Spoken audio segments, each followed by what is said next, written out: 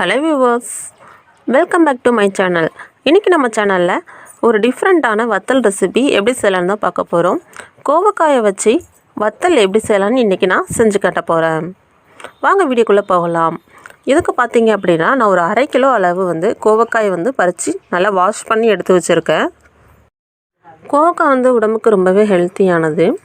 இது கொஞ்சம் கசப்பாக தான் இருக்கும். இப்போ நம்ம இதை சின்ன சின்ன பீஸாக கட் பண்ணி எடுத்துக்கலாம். ஓரங்கள் ஃபஸ்ட்டு நம்ம கட் பண்ணிடலாம்.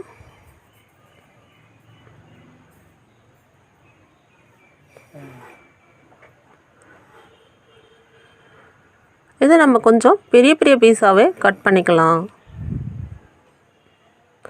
வளவலன்னு இருக்கும். ஸோ அதனால் கட் பண்ணுறது கொஞ்சம் ஆனால் வழுக்கிட்டு போகும்னு சொல்லுவாங்களா, அந்த மாதிரி போகும். பட் ஆனால் ஈஸியாக கட் பண்ணலாம். ரொம்ப சாஃப்டாக இருக்கும் உங்களுக்கு கோவக்காய். இந்த அளவு மொத்தமாக கட் பண்ணிக்கோங்க. அப்போ தான் வெயிலில் பார்த்தீங்க அப்படின்னா காய வைக்கும் போது பார்த்திங்கன்னா சுருங்கிடும் சின்னதாக. ஸோ அதனால் நல்லா மொத்தமாகவே நம்ம கட் பண்ணிக்கலாம். இதே மாதிரி எல்லா கோவக்காவையும் நம்ம கட் பண்ணிக்கலாம். கோவக்காய் எல்லாமே இப்போ கட் பண்ணியாச்சு.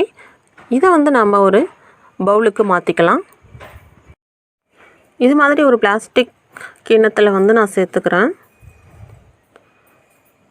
கோவக்காய் லைட்டாக பழுத்திருந்தாலும் பரவாயில்ல, நல்லா தான் இருக்கும் உங்களுக்கு.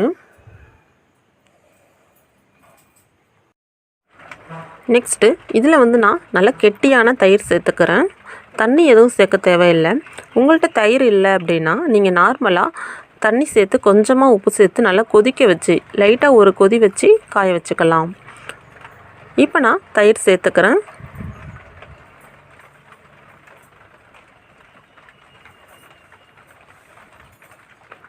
இது நல்லா மிக்ஸ் பண்ணி விட்டுறலாம். இந்த தயிர் சேர்த்து நம்ம நல்லா மிக்ஸ் பண்ணக்குள்ள உங்களுக்கு அந்த கோவக்காயில் அந்த கசப்பு தன்மையெல்லாம் எடுத்துரும்.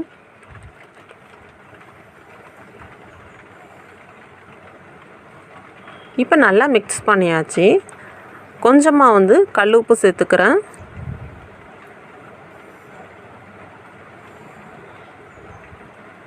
ஒன்றரை டேபிள் ஸ்பூன் அளவு மிளகாய் தூள் சேர்த்துக்கலாம். இது கொஞ்சம் உங்களுக்கு காரம் கொடுக்கும். இப்போ எல்லாத்தையும் நல்லா மிக்ஸ் பண்ணி விட்டுறலாம். இந்த தயிர், காரம், அந்த புளிப்பு, அந்த காரம் எல்லாம் சேர்ந்து ஒரு டேஸ்ட்டாக இருக்கும் உங்களுக்கு கோவக்காய் வத்தல். நல்லா இது காஞ்சோன்னே இது கோவக்காய் நல்லா கசப்பாக இருக்கும். ஸோ அந்த கசப்பு தன்மையெல்லாம் ஃபுல்லாக எடுத்துரும் உங்களுக்கு தயிர்.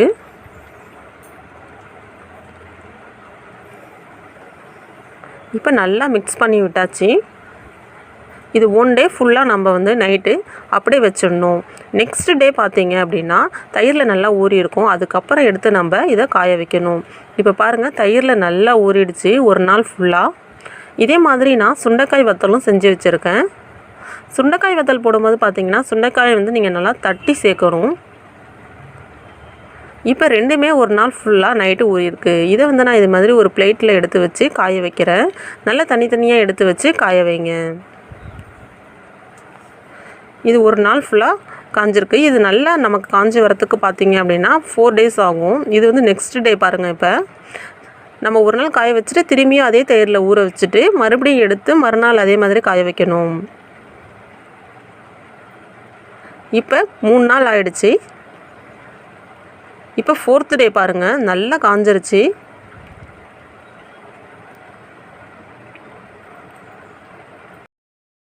வெயில் நல்லா அடித்தா உங்களுக்கு ஒரு 3 டேஸ்லேயே வத்தல் ரெடி ஆகிடும். இப்போ பாருங்கள், 5ஆவது நாள் இந்த அளவுக்கு வத்தல் நல்லா சுருங்கி நல்லா காஞ்சி வந்துருச்சு.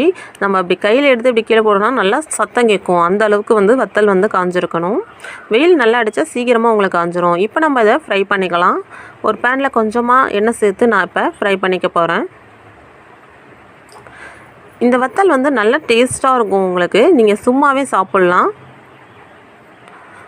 ரொம்பவும் ஹெல்த்தியானது உடம்புக்கு. டயபெட்டிஸ் பேஷண்ட்டுக்கெல்லாம் பார்த்தீங்க அப்படின்னா இந்த வத்தல் அதிகமாக சாப்பிட்ணும். சுகர் லெவலை சீக்கிரமாக கண்ட்ரோல் பண்ணும்.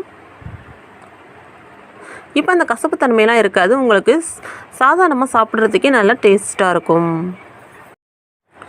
டயபெட்டிஸ் பேஷண்ட்லாம் பார்த்திங்கன்னா வீட்டில் கஞ்சிலாம் வச்சு குடிப்பாங்க. ஸோ அது மாதிரி சம்பா கோதுமை, கேழ்வரகு கஞ்சி அதெல்லாம் சாப்பிடும் போது இந்த கோவக்காய் வத்தலை சைடிஷாக வச்சு சாப்பிட்டிங்கன்னா செம்ம டேஸ்ட்டாக இருக்கும் உங்களுக்கு. ஸோ இந்த ரெசிபியை நீங்களும் ட்ரை பண்ணி பார்த்துட்டு உங்களோட ஃபீட்பேக்ஸ் எனக்கு ஷேர் பண்ணுங்கள். இந்த வீடியோ பிடிச்சிருந்துச்சுன்னா உங்கள் ஃப்ரெண்ட்ஸ் அண்ட் ரிலேட்டிவ்ஸ்க்கு நிறைய ஷேர் பண்ணுங்கள். அதுக்கு முன்னாடி இந்த சேனலை சப்ஸ்கிரைப் பண்ணாதவங்க கீழே இருக்க ரெட் கலர் பட்டனை ப்ரெஸ் பண்ணி சப்ஸ்கிரைப் பண்ணிக்கோங்க. பக்கத்தில் இருக்க பெல் ஐக்கனே மறக்காமல் கிளிக் பண்ணிக்கோங்க. அப்போ தான் நாங்கள் அப்லோட் பண்ணுற எங்களோட எல்லா வீடியோட நோட்டிஃபிகேஷனும் உங்களுக்கு வரும். நெக்ஸ்ட் ஒரு சூப்பரான ரெசிபியோட நான் உங்களை மீட் பண்ணுறேன். தேங்க்ஸ் ஃபார் வாட்சிங்.